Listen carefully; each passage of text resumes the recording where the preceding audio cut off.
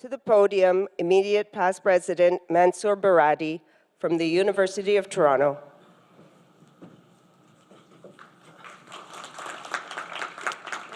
Good morning, and thank you, Brigitte. So will the members please be seated so we may begin? Good morning, ladies and gentlemen. After 2 years of having the conference online, it's really a pleasure to be back and see you all face to face. My name is Mansour Baradi, and I'm the past president of MetSoc. It is my pleasure to introduce, to welcome you first to the 61st Conference of Metallurgists here in Montreal. At this time, I would like to call the annual general meeting to order. I'd begin by introducing those present at the head table. It's a pleasure to introduce the executive members of the board of directors, beginning from the far left, Janice Zink from Geosciences, the first vice president and the chair of this conference. Greg Richard, our treasurer. Dimitrios Filippo, our secretary from Rio Tinto. And last but not least, the CEO of CIM, Angela Hamilton. So I would like to ask all the board members present to stand up for a second. Yes, just want to take the opportunity to thank you all for the contributions you've had over the past few years that, as we know, have been challenging. It's really thanks to your efforts that we are here and have such a rich program. Thank you so much. So I'd like to begin by inviting Angela Hamilton to say a few words. Angela, please. Thank you.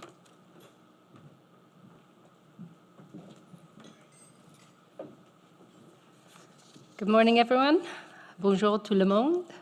On behalf of CIM National and our council, I'd like to welcome you all to the 61st Conference of Metallurgists, COM 2022. Je suis certain que je parle au nom de tous lorsque je dis que c'est formidable de se retrouver en personne et ici dans la belle ville de Montréal. It's wonderful to be back here in person and here in Montreal. Nous allons profiter de cette occasion de se rencontrer en personne au cours des prochains jours avec un programme et des sessions de réseautage encore plus dynamiques que jamais. The programming and networking sessions this year are more dynamic than ever, so be sure to take full advantage of all the opportunities to learn and connect over the next few days. The Metallurgy and Materials Society, MetSoc, is one of CIM's 11 technical societies, which serve as really important foundations of our institute. In addition to the annual conference, MetSoc members have the access to a variety of other conferences, events, and a rich and diverse programming year-round through its technical sections, committees, and within the broader CIM community. For over 124 years, CIM has served as a highly respected vehicle through which the industry comes together to innovate and collaborate in the creation and dissemination of knowledge and leading practices, tackling the industry's and the globe's greatest challenges, such as at this conference, where we'll be exploring the many facets of the pathway to net zero. CIM and MetSoc also provide numerous opportunities and venues for fostering meaningful connections, such as this one, at the national, regional, and local levels. If you'd like to learn a little bit more about how you can take advantage of your CIM membership, there have been a lot of changes.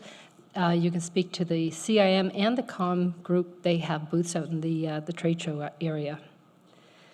A tremendous thank you to the COM 2022 Organizing Committee and fabulous staff for assembling a terrific lineup of educational and social opportunities. Au nom de l'ICM, je voudrais vous souhaiter à tous une agréable et mémorable expérience cette semaine. On behalf of CIM, I'd like to wish you all a meaningful and enjoyable experience this week. And now it's my honor to ask Dimitrios to come to the podium. Thank you.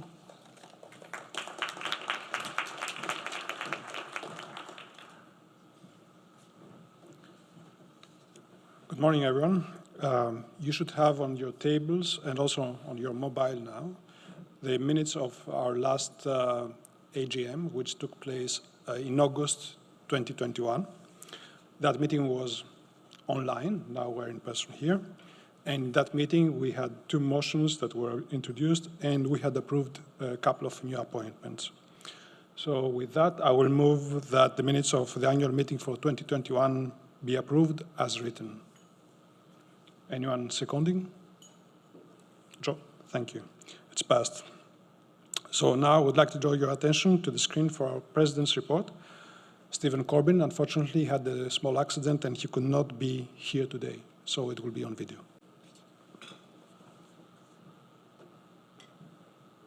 I'm coming to you today from my home in Nova Scotia. I recently broke my elbow and unfortunately could not travel due to recent surgery. I'm disappointed that I could not be with you in person, but know you are enjoying the face-to-face networking in Montreal. It is my pleasure to summarize some of the activities of MetSoc over the past year. This year continued to present challenges with respect to COVID. Despite these challenges, MetSoc remained active in providing programming through its conferences and other events. COM 2021, the 60th annual conference, was our second virtual offering. It featured several new initiatives, the most successful of which were the online networking live chat rooms for authors and attendees. We also offered 3 online short courses in mid-2021 on topics of corrosion, powder additive manufacturing, and chloride metallurgy. Over the past year, we offered 3 crosstalk sessions on light metals related to aluminum casting, digital tools, and aluminum recycling. In January 2022, the UBC student chapter organized a virtual talk on recovery of acids and bases for salt waste. We also offered 2 webinars. The first was an episode of our Value Chain series, which focused on copper, and the second was the importance of the metals industry in the energy transition. In June of this year, the 33rd Canadian Material Science Conference was held at the University of Toronto. It was their first in-person conference since 2019 and had record attendance. Despite the pandemic, MetSoc offered several educational and networking opportunities, and I would like to thank all those involved in organizing and running these events for their hard work and dedication despite the ongoing challenges of COVID. I know you are all looking forward to the return to in-person COM this week. I would like to take this opportunity to thank the conference chair, Janice Zink, and the entire conference team, including Bridget Farah, for all their efforts in making this a successful event. Our Emerging Professionals Development Program continues to strengthen and grow. In 21-22, 7 emerging professionals worked with the pyrometallurgy, light metals, materials, and hydrometallurgy sections of MetSoc. And in 22-23, we now have 12 EPs volunteering their time in all 6 of our technical sections. These EPs have made an excellent contribution to our year's events. We have maintained strong partnerships with our international societies. MetSoc, together with 7 other international societies, have co-organized Copper 2022, which is taking place in Chile in November. We're also co-organizing Extraction 2025 with TMS and SME, and in discussions with the German Materials Society to co-organize LightMat 2025. We're also supporting the 14th International Conference on Modeling, Casting, Welding, and Solidification, which will take place in Banff, Alberta in June of 2020. This year, we have restarted a review of our 2019 strategic plan with 2 special executive meetings and 1 meeting with the entire board. From this review, a number of new goals and objectives have been prioritized for future focus. Our development business group is focusing on identifying new revenue streams, expanding membership, and a broader engagement of the materials community. Financially, we continue to manage our expenses and revenues to give the best outcome under pandemic conditions and remain financially healthy due to our financial reserve. I turn it over to Greg Richards to discuss the financial statement in more detail. Thank you.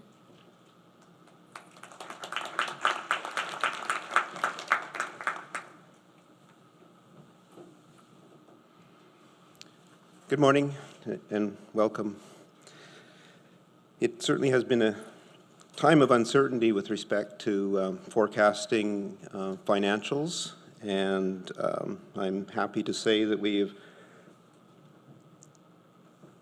been fairly successful in minimizing the financial hit that COVID has caused to the society. Looking at our income statement, the bottom line is that we ended up with an $80,000 deficit for 2021, which is pretty much the same as where we ended up in 2020. The whole story, though, is much more complicated than that in terms of what we budgeted and where we ended up.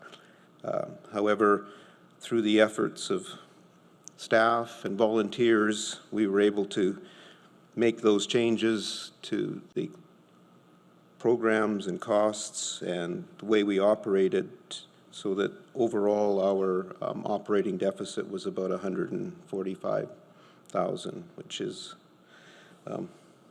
pretty good considering where we were budgeting.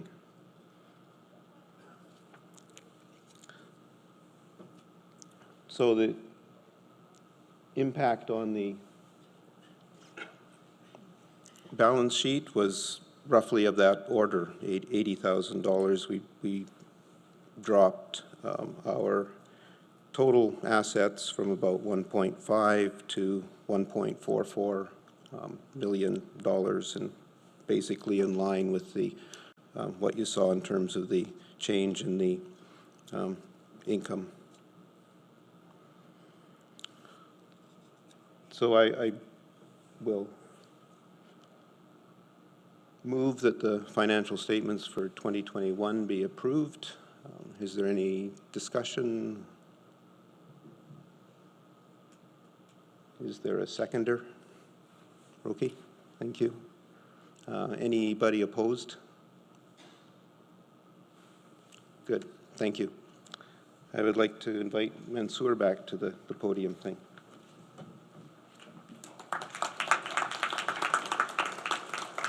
Thank you, Greg. So today I'm pleased to recognize a member, a volunteer, and someone who has dedicated time to build the society to the stature that is today. Editor-in-Chief of the Canadian Metallurgical Quarterly, Joe McDermott, has worked with the journal for over 9 years. Over these years, the journal, as most of you know, has gone up in impact factor and has a good reputation among the metallurgical and material journals. So thank you, Joe, for the contribution to that. And I'd like to invite you to the podium to present you a plaque of appreciation.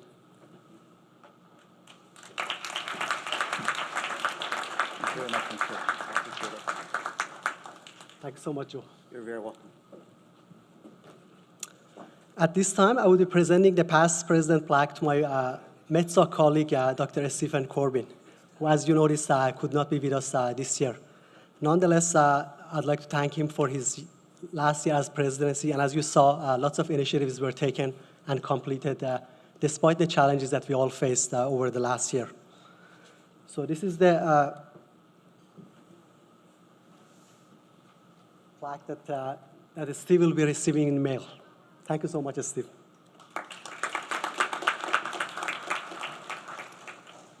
And now to Stephen, who has recorded a special message to inaugurate our incoming president, Dr. Janice Singh.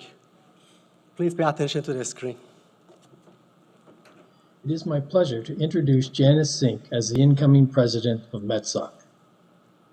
After earning degrees in chemistry, geology, and hydrometallurgy from Carleton and McGill Universities, Janice joined CanMet as a senior environmental scientist in mining and mineral sciences. She then moved on to a long and distinguished 21-year career at Natural Resources Canada. At NRC, Janice made significant contributions to rare earth element and chromite research, green mining innovation, critical minerals, and strategic resources. Recently, Janice has moved her career to Nova Scotia, where she is currently the Executive Director of Geoscience and Mines for the Government of Nova Scotia.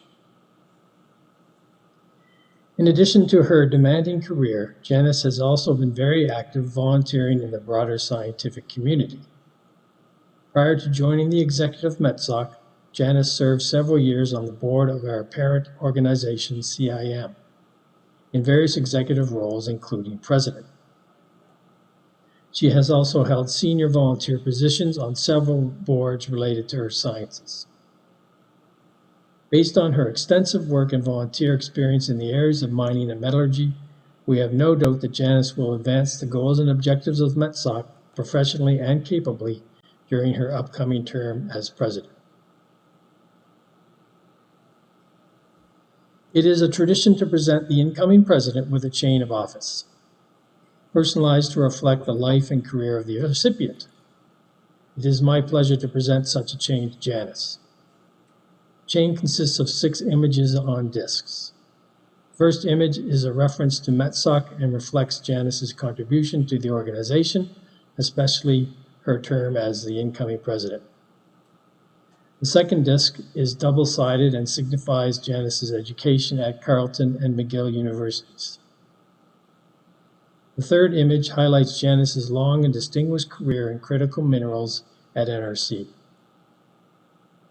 Janice has mentioned to me that her family has deep roots in the historic town of Lunenburg, Nova Scotia, and so I felt that since the famous Blue Nose also hails from Lunenburg, that it would be appropriate to have an image of this famous schooner on one of the discs.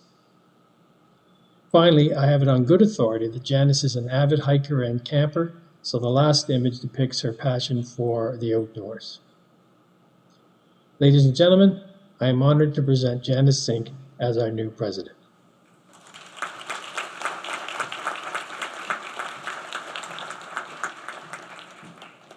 Janice, congratulations. Thank you very much. Quite impressive. Okay. Please join me in welcoming our new president, Dr. Janice Sink.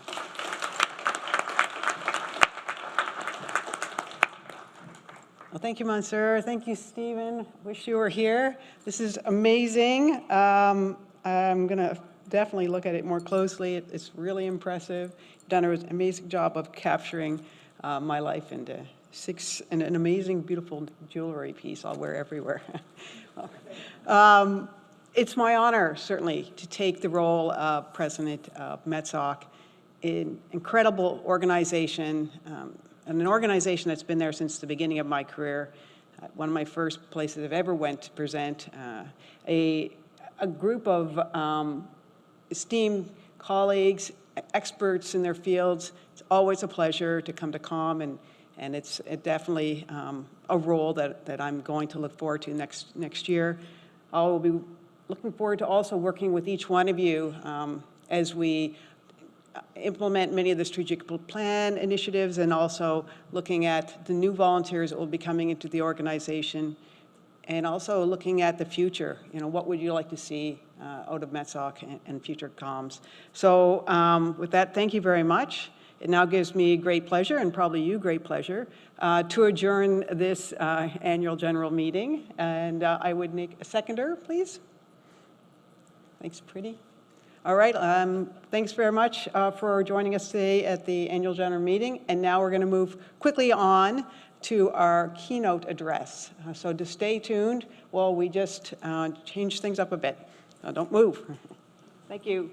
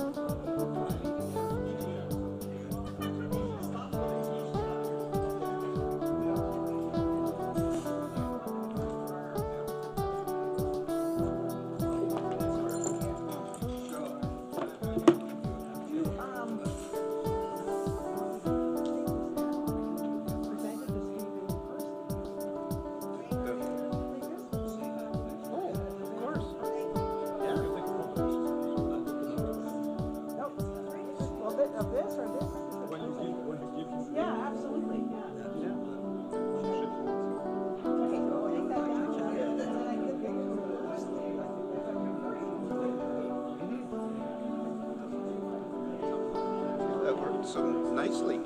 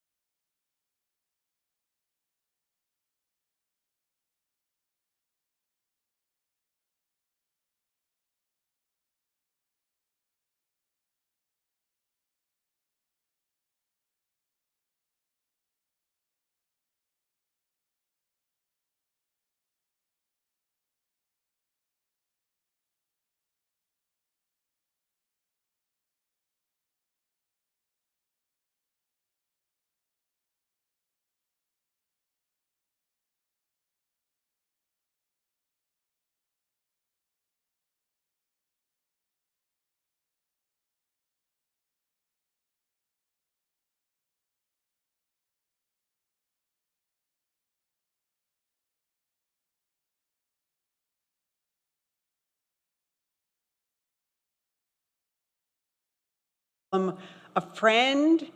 We never met until like yesterday, but have been working with each other for the last couple years. And Andrew Gaddis, he's the Director of Natural Resources Canada's and Canada's Critical Mineral Centre of Excellence. And today, as you know, he's going to be outlining Canada's approach to advancing leadership in the responsible, inclusive, and sustainable production of critical minerals from mines to manufacturing, the full value chain approach. Now, Andrew, has over 13 years' experience in policy development with the Canadian government at various different roles and with different departments. He joined Natural Resources Canada, which is where I met him in 2020 as Director of the Critical Minerals Task Force, where he and his team worked diligently to implement strategies, which they continue to implement from, at this point, through their new role under the Centre of Excellence.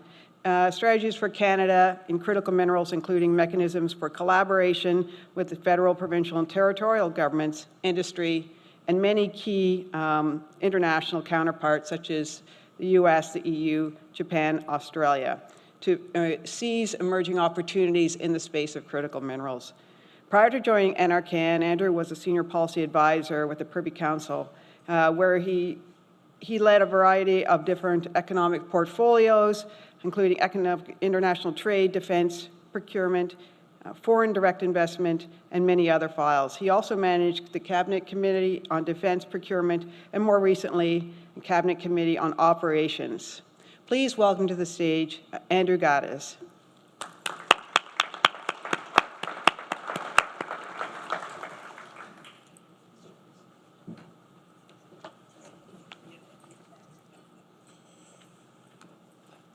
Good morning, everyone. It's a real honor and privilege to be here with you all today.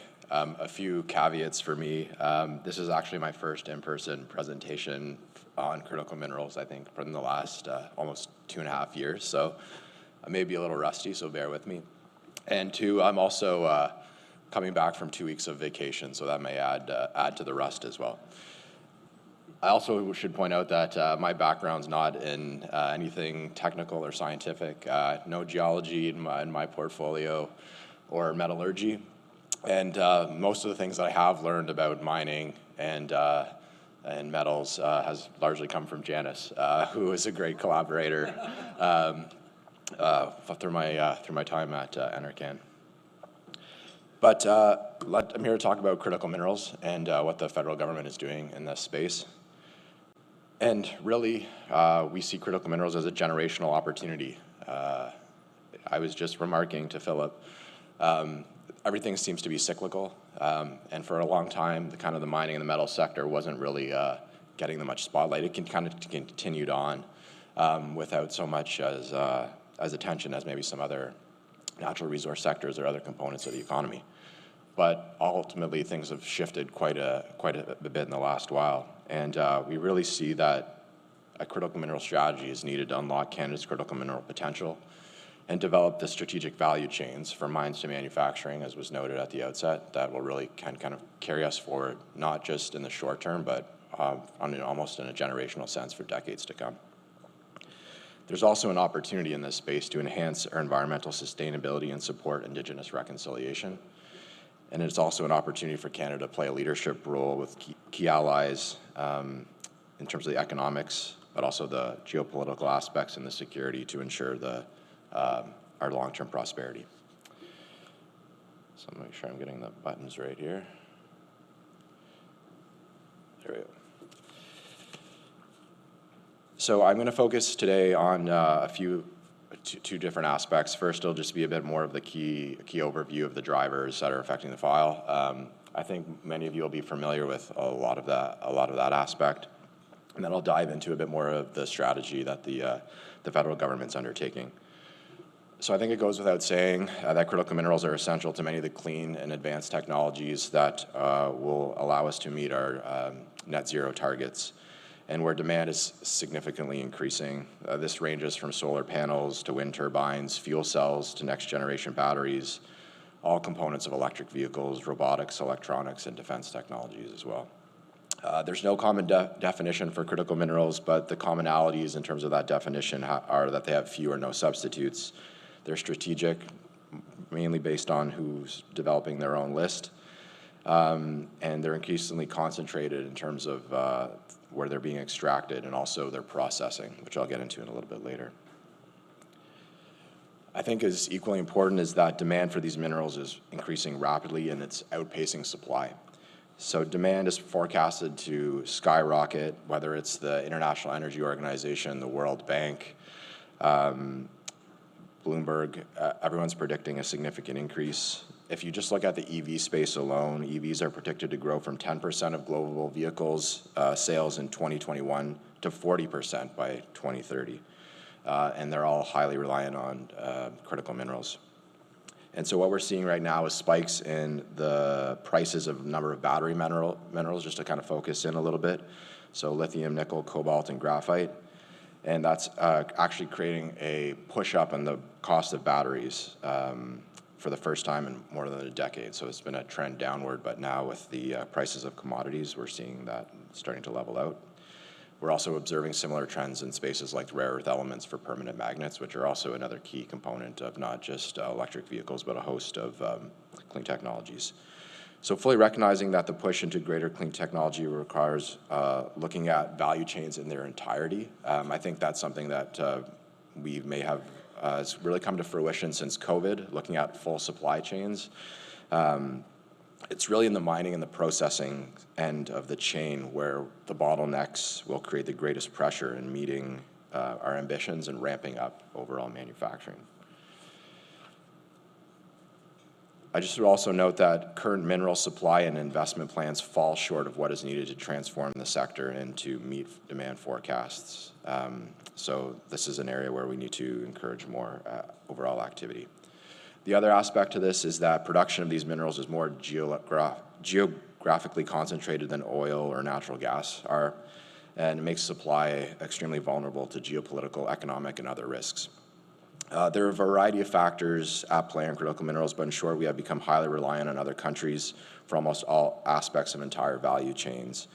Again, in the battery space, because it's, I think, the most topical, China accounts for almost 80% of the world's chemical processing, cathode, anode production, and battery cell manufacturing in the lithium-ion supply chain. The United States and the European Union are currently rely on China for 80 to 90% of their rare earth element imports, respectively. And this dependence isn't just about security risks. There's also environmental considerations embedded in this as well. So if you take nickel, thanks to a jump in production in Indonesia, which accounts for 37% of global output, you'd get the sense that the market seems well supplied and there's a bit more diversification. However, Indonesian nickel is not the grade ideal for use in batteries. It can be made battery compatible, but that means smelting it twice, which emits 3 times more carbon than refining higher grade ores from places like Canada. And it's also generally using coal-fired power plants versus the abundant hydroelectricity that we have in Canada. So as we produce one clean technology, we're actually increasing emissions at the same time. I don't think that was really the intent of our push into this space. But enough about the context.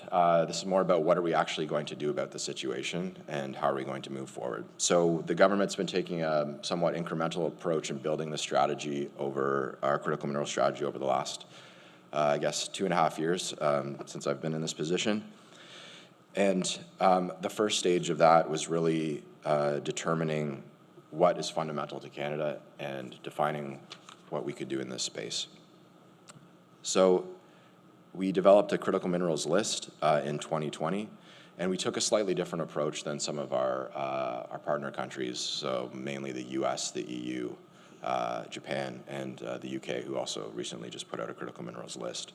Our starting point was a bit different in that we recognize Canada has an abundant natural resources and a great opportunity to actually supply more to the international market.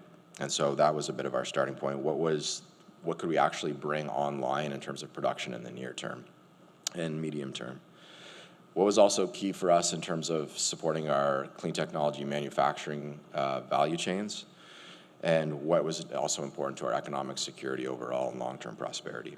So the composition of the list was really intended to kind of make sure that our partners knew that Canada had these resources and that we were moving into this space with plans to develop it. The list is considered evergreen, so if you don't see a mineral on it right now, don't fret.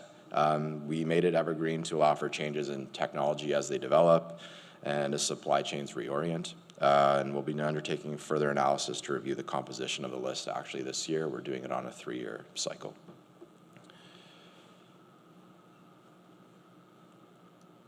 All right, so this really is a generational opportunity for Canada. We are uniquely positioned to take advantage of this changing global context. Our minerals and metals sector is already a major contributor to the economy, and we have a very strong knowledge and experience in mining and metallurgy that provides a strong foundation on which to grow. As you can see from the map on this slide, Canada has a number of high potential critical mineral rich regions. There's obviously a number of projects scattered across the country, but this allowed us to kind of focus in a little bit more of what are those high potential areas. And I'll get into more of the specifics of why we're contemplating more of a regional approach in some further slides. But it's really about how do we facilitate the integration of Canada's rural, remote, and northern regions into the green energy transition, so a great opportunity there. Allow investments in areas like infrastructure to build on and connect to existing activities in the area. And it's also the intention is to see where we can allow projects to benefit from multiple investments and allow for development of supply chain corridors. Just as an example, you probably won't want to locate a smelter extremely far north or certain manufacturing hubs, but there's definitely an opportunity to connect some of the more northern sites to some of the more southern manufacturing potential. It's also an opportunity to encourage resource pooling and crowded investment from provinces and territories and the private sector. Another underlying theme for us and objectives are advancing a few different themes in this space. So critical minerals, as I noted, presents an incredible opportunity to move the needle on Indigenous economic reconciliation, particularly given that a number of potential projects are located in the traditional territories of many Indigenous communities. I think meaningful engagement with Indigenous partners is a key feature of our implementation plan and is crucial to the overall success of the strategy. Meaningful engagement can also ensure that Indigenous communities benefit from the work ahead, and that creates long-term prosperity, which is a major goal, a policy objective for the government across the board. At the same time, enhanced environmental performance on the industry and the growth of critical minerals into areas like the circular economy and recycling will support Canada's environmental sustainability goals. Again, we're already a world leader in this space. I heard reference towards sustainable mining in your opening remarks. We're already leading in this space. It's what will differentiate us from other actors, and we're being quite innovative in this and allows us to secure a premium for the minerals and metals that we produce. And we're seeing Canadian innovation and mining value from waste and alternative sources begin to bear fruit already. And that offers not only a way to increase production, but also an opportunity to export technology and know-how developed in Canada. So there's that added benefit as well. Beyond ensuring access to our own minerals supply and being a key component of a clean growth future, we can also leverage work in this space to be a strategic partner to our partners bilaterally and multilaterally. A lot of work going on with our allies in this space, particularly the United States, all of which are pushing to raise the bar on things like the ESG front, recognizing that we all share similar ambitions on the climate agenda. But also, ultimately, this is also about driving a broader industrial transformation. As noted earlier, this isn't a strategy about mining. It's about developing the value chains that will meet our economic and climate ambitions. And one of the key ideas that embedded in the strategy is focusing on what we call the midstream of the value chain. Because oftentimes, if we talk about the mineral supply, I know if I'm talking maybe to more of the general public and I'm talking about tellurium, it won't resonate. But if you talk about solar panels and the coatings that are needed, then you can start to make the connection point, and then it becomes a lot more real. And so by focusing on the midstream, building out our capacity in that space, we're able to anchor the upstream component of the chain to the downstream manufacturing. So it is a key link in, as we see it in a lot of everything we're doing. And it also provides value-added economic activity, which is also fundamental. We want to move beyond the paradigm of simply exporting our natural resources to other jurisdictions to be processed and build more of that value-added capacity within Canada over time. So that brings us to kind of focusing in on 3 areas. So obviously clean technologies, including batteries, but a major emphasis on the EV value chain. Obviously a significant opportunity in that space, particularly with existing manufacturing. And we're already starting to see major investments coming through in the areas of batteries, supported in large part through the Strategic Innovation Fund, which is administered by my colleagues at the Innovation, Science and Economic Development Canada, but is a component of the strategy as well. So there's great progress in that regard. We're also looking at semiconductors. Obviously, with the pandemic, there was quite a bit of supply chain bottlenecks associated with semiconductor manufacturing that actually slowed down production across the board in a number of areas. But a new niche area where I think Canada could play a role, maybe not necessarily in the final manufacturing of the chips, but we have all of the materials needed to supply that chain.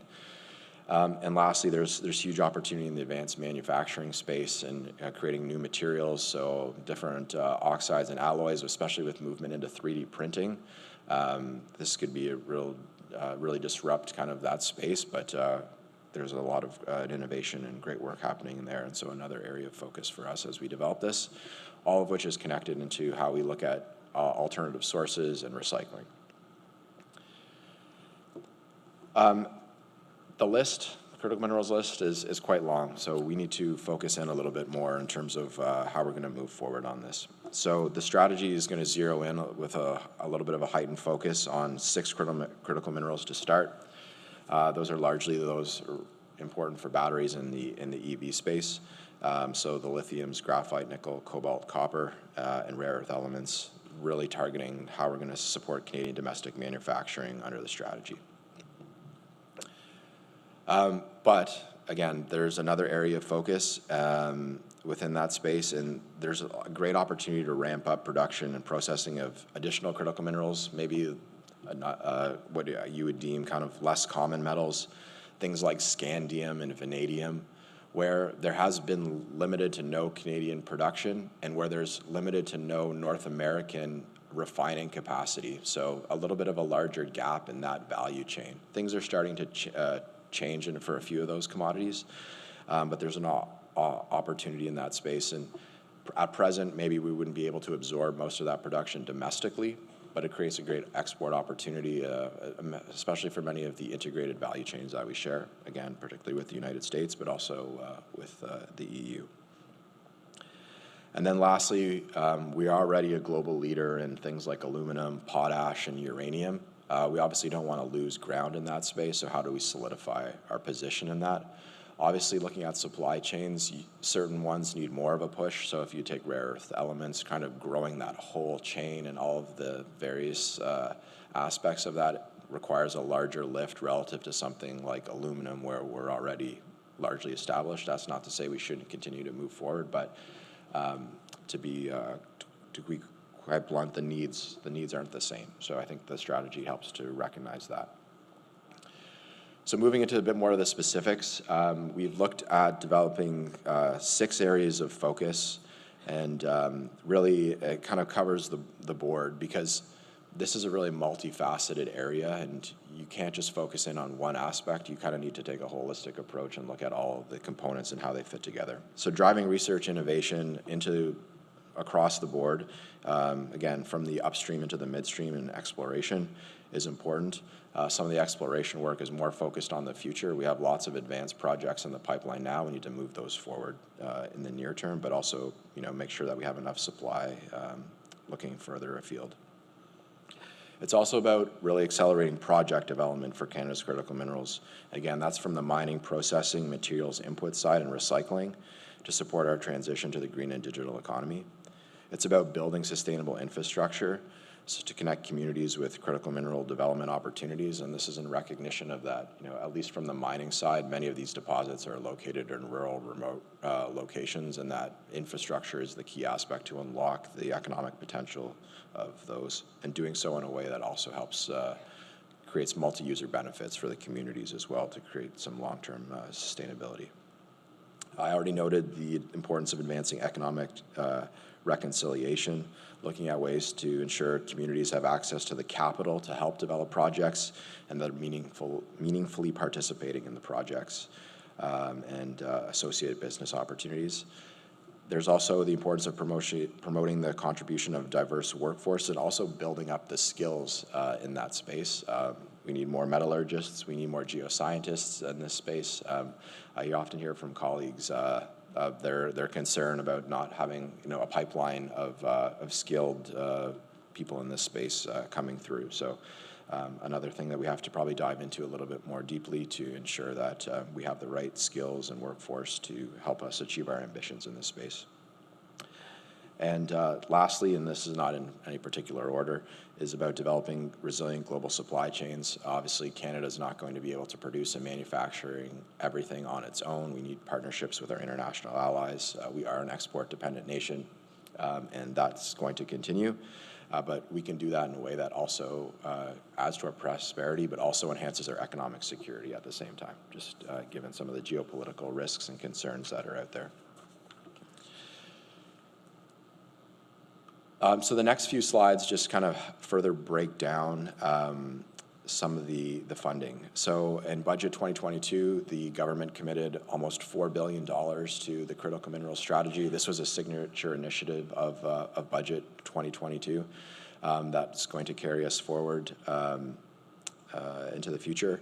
$4 billion seems like a lot of money, but I always have to remind myself that these are industrial projects. The CapEx on some of these things, whether it's creating a new smelter or developing a mine, is massive.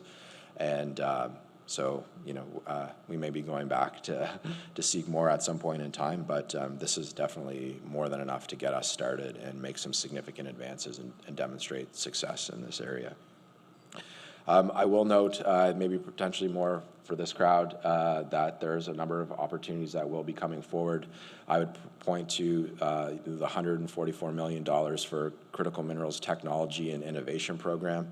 There was already an initial phase of this program that was launched. Actually, the call for proposal just closed in June, if I have the date right, which focused on piloting and demonstrating technologies more in the EV space with some grants and contributions for industry projects.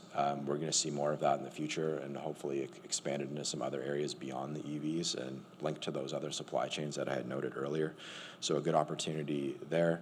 There's also the Strategic Innovation Fund, so $1.5 billion in that space to support, again, more of the upstream, midstream component of the value chain.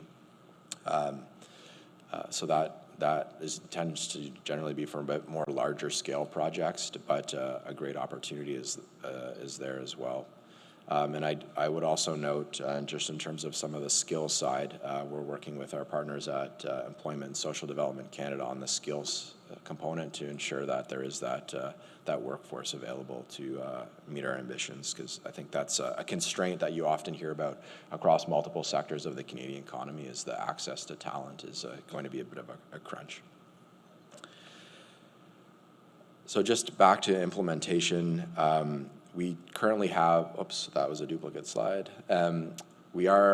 Minister Wilkinson at PDAC a couple months ago launched our draft paper for consultation on the strategy, essentially the draft strategy title aside.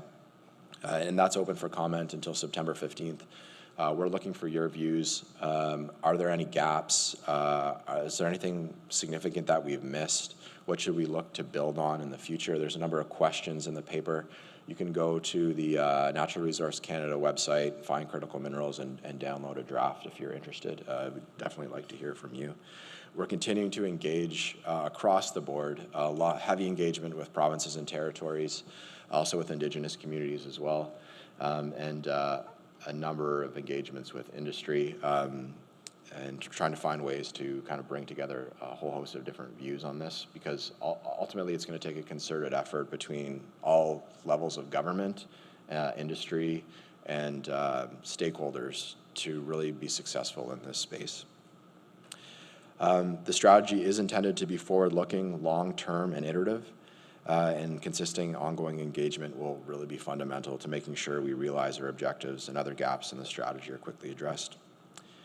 So I will end there. I hope that this was illuminating for all of you, and I'm more than happy to take questions if there are any, or to engage in any conversation you'd like on the strategy itself or on critical minerals. Thank you.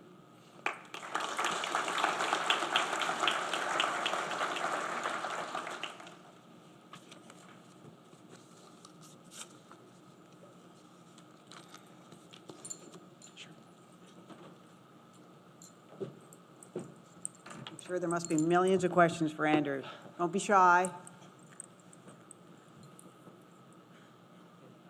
There we go.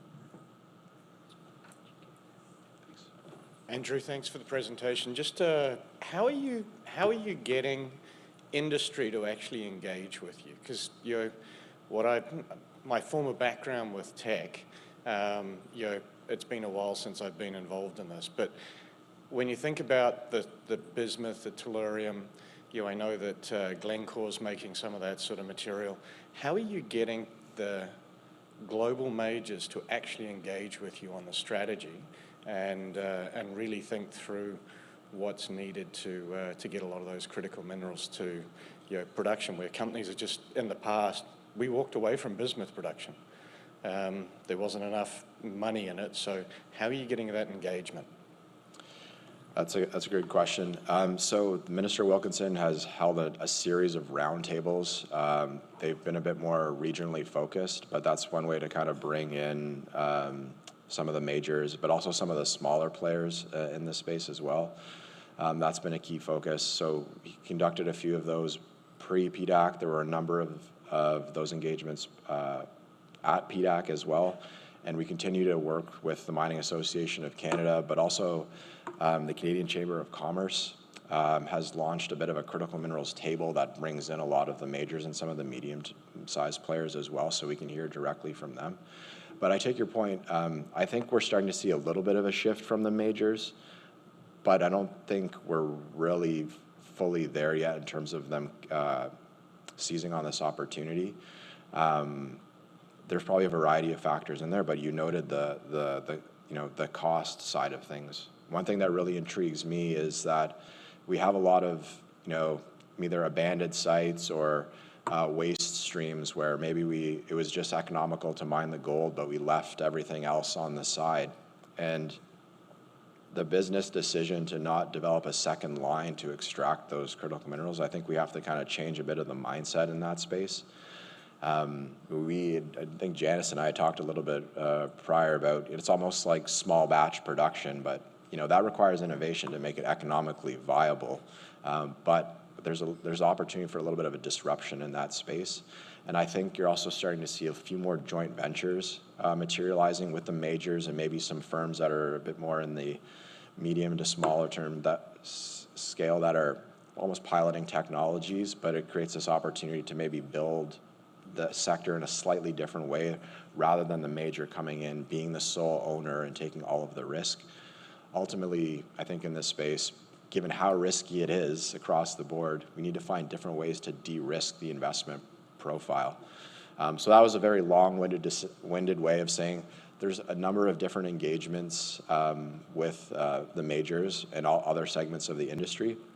And I think we're ultimately trying to find different ways to help get at some of the fundamental issues that may have hindered some of their movement into this the green metal space. Thanks.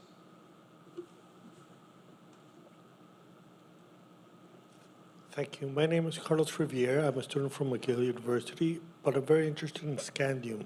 Scandium, as you know, is in very short supply, so the price is very high. We're talking approximately $6,000 per kilogram.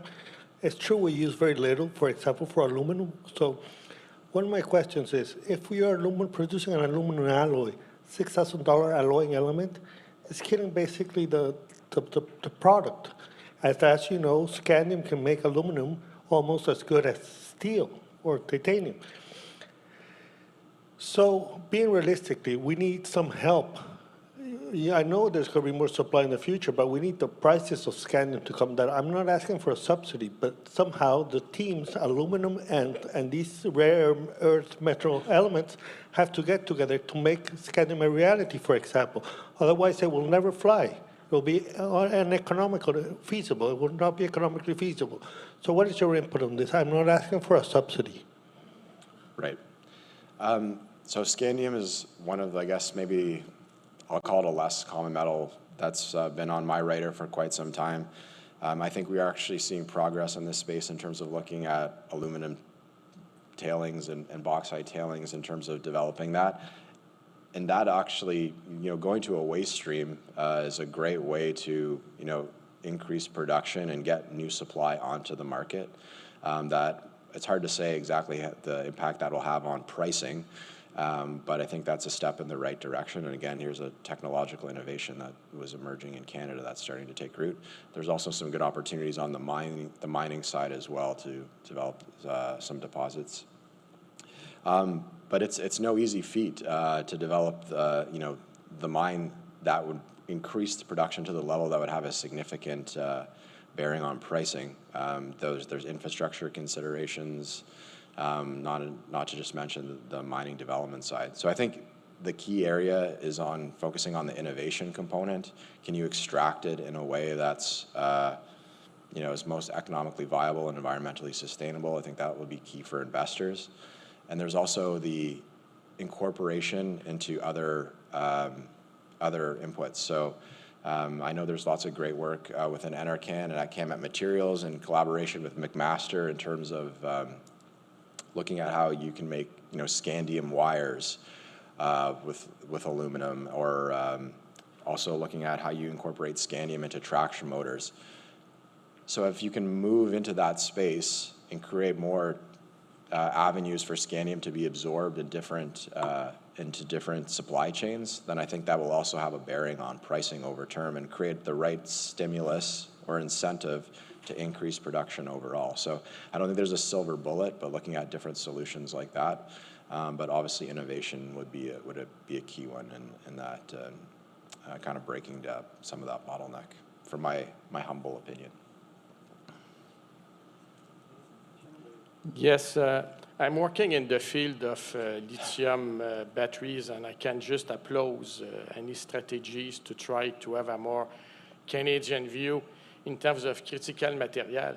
But when I look to the political situation in the world that I don't want to comment for obvious reason, it's pretty obvious that we're going to have to strengthen our steel facilities, and I don't want to go to the details. So there is a kind of vision emerging in that direction, or is it part of this strategy, or it's something different?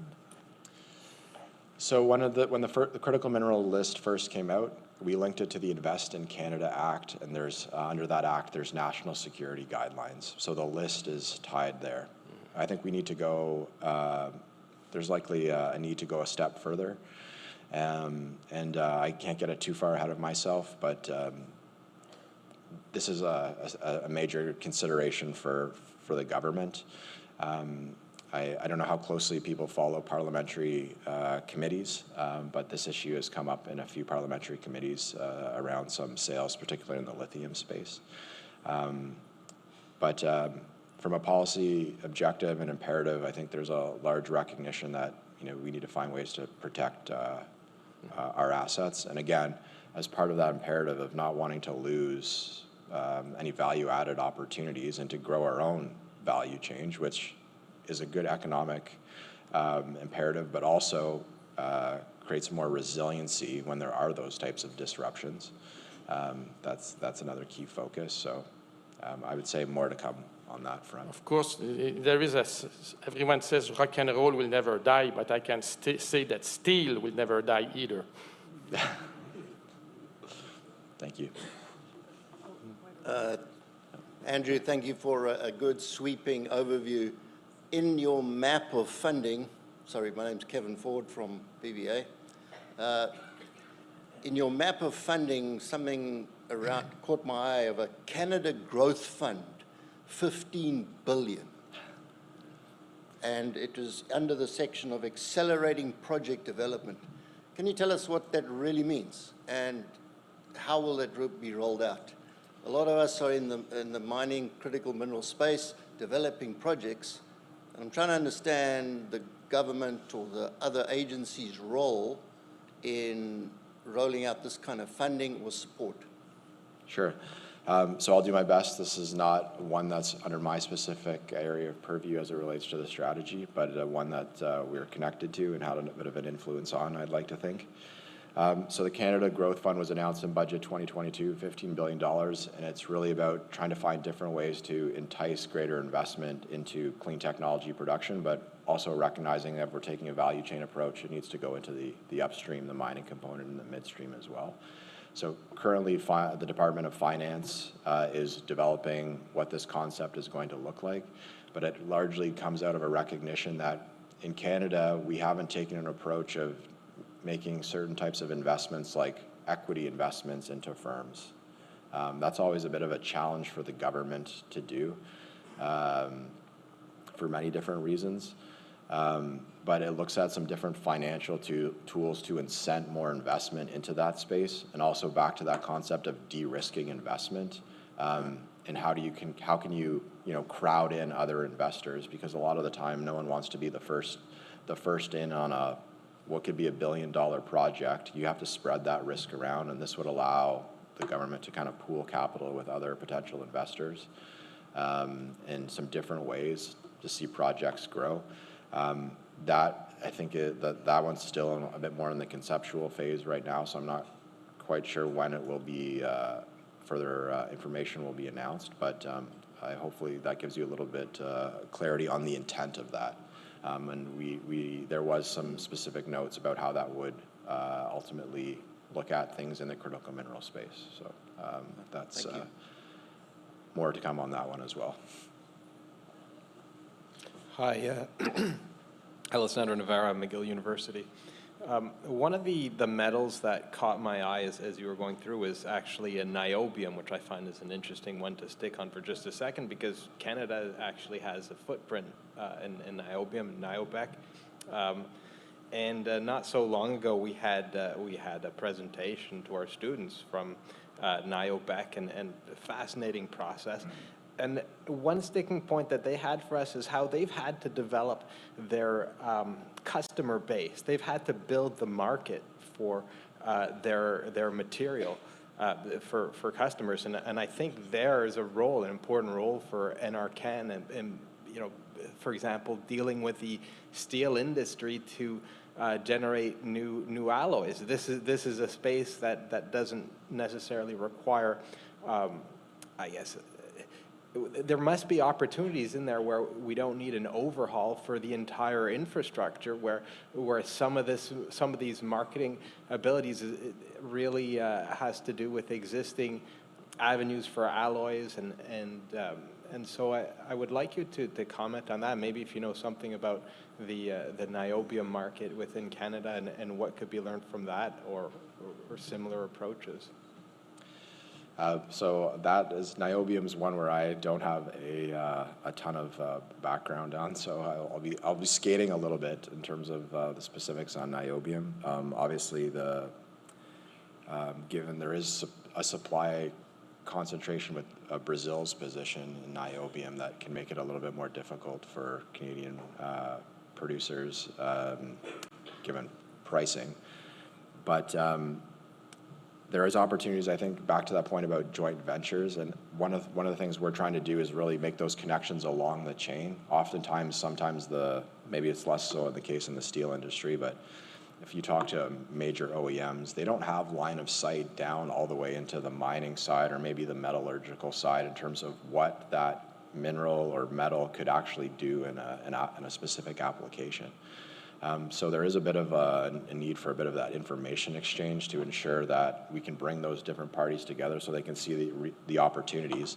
And then there's the opportunity to think to, like, how do you then support that growth? Maybe it's smaller scale, again, not to harp on the innovation side too much, but there's obviously a lot of reluctance to move into if you have a long-standing process, you don't want to just disrupt that overnight. It's going to take time to make, road test it to make sure it's working. So I think we're trying to, through this strategy, take a bit more of a incremental approach where you can kind of pilot, demonstrate, scale, and then kind of move into full production. And I think that creates also a bit of a pathway for the user on the other end to provide them a little bit more comfort, again, back to that, another way to help de-risk the incorporation.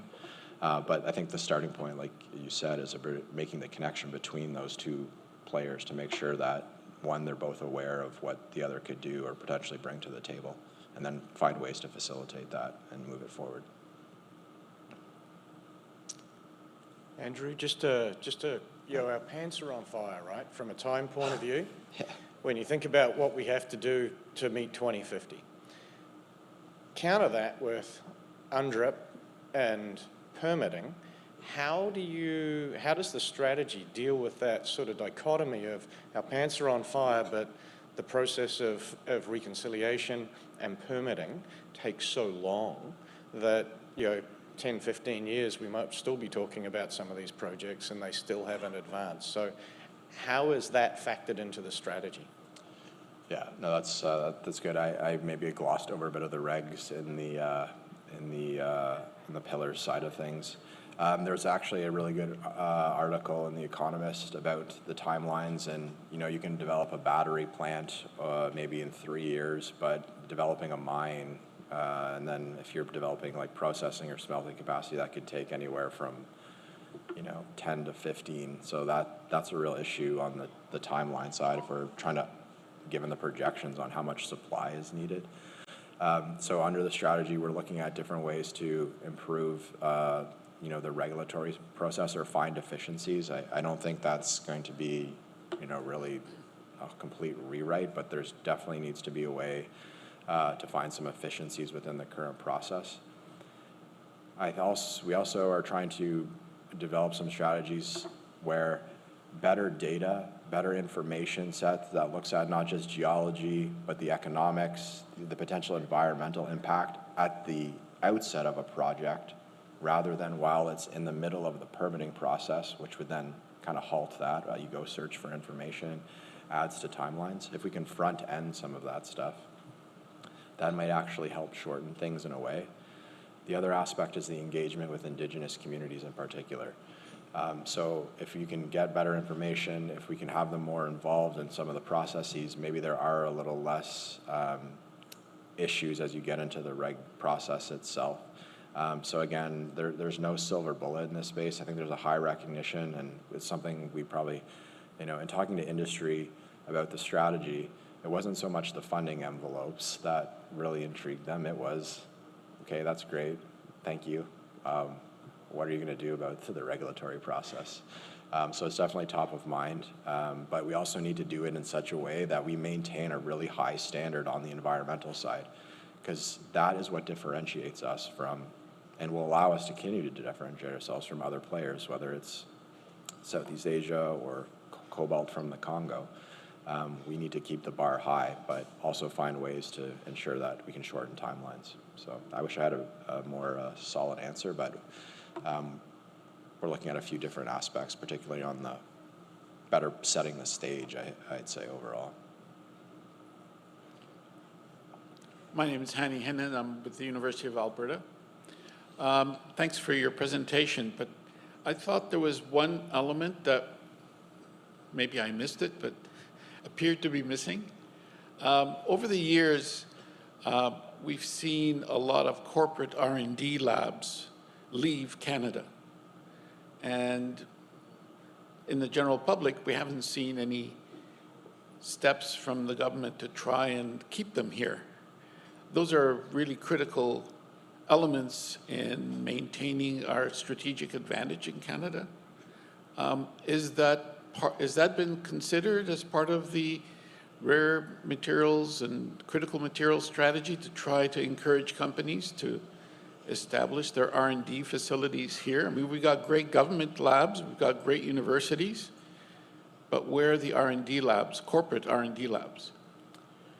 So I don't think, I mean, I'll be quite frank, under the strategy and particularly the innovation pillar, it wasn't specifically aimed at, say, keeping corporate R&D in Canada. I think it was more about continuing to develop our innovations and the technologies within Canada. There's a lot of positive work happening, probably at maybe a smaller scale, maybe not at the majors, or that I'm less familiar with in terms of what I'm exposed to on a more daily basis.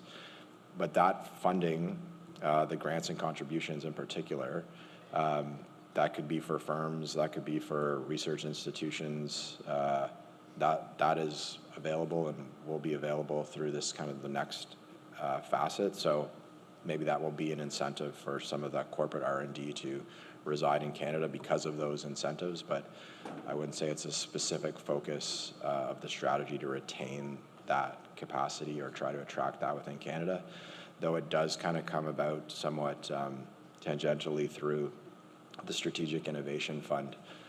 So when companies put in proposals, there's sometimes not conditions, covenants is the right terminology, where they have to make some kind of investments back into the Canadian economy in different ways, and sometimes it is in the form of R&D investments as well. So, but that's a good area for us to consider further because it keeps the growth and the innovation happening in Canada. So thank you.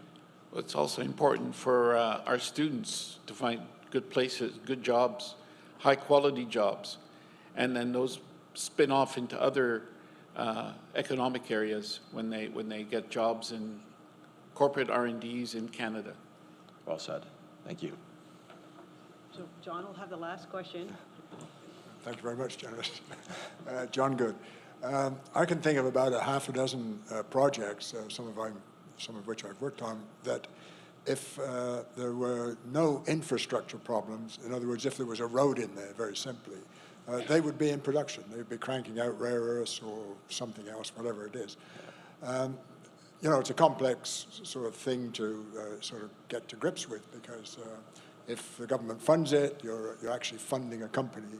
And I'm just wondering how that could be resolved, because, as I say, if there was a road into one of several projects that I'm thinking about, they would now be in production. How do you deal with this? So you may recall that slide that was up about more of a regional approach. So we've identified 10 critical mineral rich regions, a number of which are like all across the country. Some of them thus actually straddle a few provincial or territorial borders, with the idea being that, you know, if you could create a corridor or a main access road through the middle that benefits multiple projects rather than just one, you're helping to unlock that region and maybe actually bring more supply than if you're just targeting one single deposit. And doing so in a way that hopefully then encourages you know, maybe benefits to the communities around that space as well. So we obviously want to, if we're going to increase mining and metallurgical production, we want to do so in a way that's carbon neutral, or at least mitigated to the extent possible. That may mean putting in transmission lines where it makes sense, or providing supports for, you know, clean energy production on site, which then may again benefit the community as well.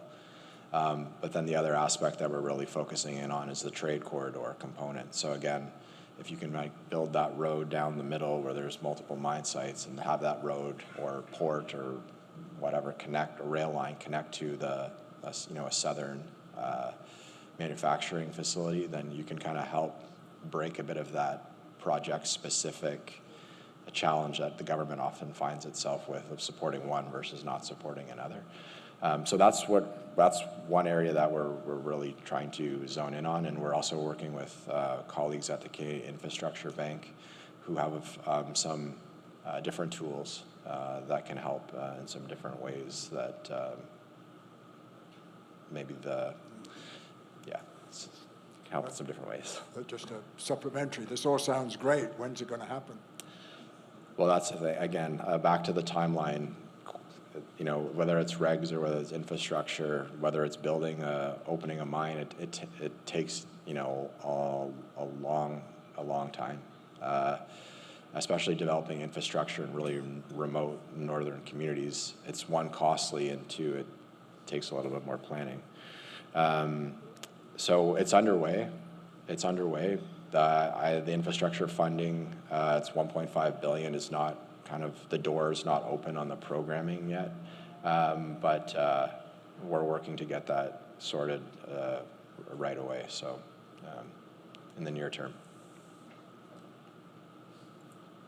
That was the last one. Yeah, I'm sure they'd love to keep asking questions.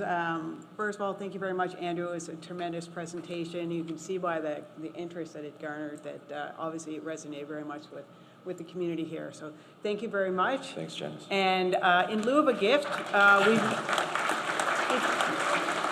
made a donation in your name to the CIM Foundation, which is a foundation that supports students and scholarships for the next generation of metallurgists. So thank you once again. Thank you. That's great. Thanks. So I won't keep you all. I know it's a coffee break time, so I want to encourage you to participate in the amazing 6 symposia that we have planned for you throughout the day, and we'll hope to see you all back here around 1:30 for the curated panel discussion, again, on net zero. So thanks again for your attention this morning.